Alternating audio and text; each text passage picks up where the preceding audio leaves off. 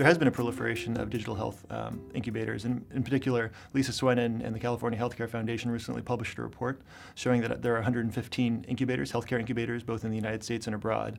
And that's, some would say that's clearly too many incubators. I mean, each incubator is churning out 10 companies or so a quarter to a year. So you have thousands of companies going through these incubators. Now, that doesn't mean incubators are a bad idea. In fact, I think the rationale for there being a lot of incubators is in fact that healthcare is difficult, and a lot of these companies do need quite a lot of help along the way. The proliferation of them is partially driven by the fact that healthcare is difficult, and then I think a lot of the incubators are basically geographically located in particular areas that are trying to foster innovation. And so you've seen a lot of cities and communities starting up incubators around hospitals, around universities, trying to really foster entrepreneurship in their region.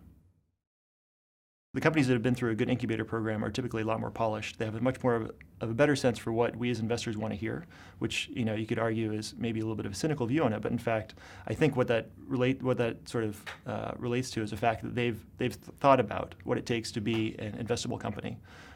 Which, of course, if they're going for investment, is a very important thing. So they've thought about how to hone their business model. In particular, in healthcare and mobile healthcare, business models are really challenging in terms of who's going to ultimately pay for the product and what level of evidence you need to accumulate in order to compel somebody to pay for the product.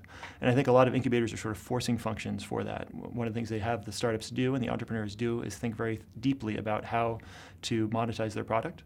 And so we've seen that a lot in some of these incubators in the sense that you see the startups and they have a really clear view of how they're going to differentiate themselves, how they're going to get paid, what sort of clinical trials, if any, are needed, and in fact how they're going to go forward with a clear path forward, and how much capital they're actually going to require. So as opposed to some startups which haven't been through there, I would view it sort of as a maturation process. I think the startups that go through incubators really do have a benefit and do have an advantage over their peers.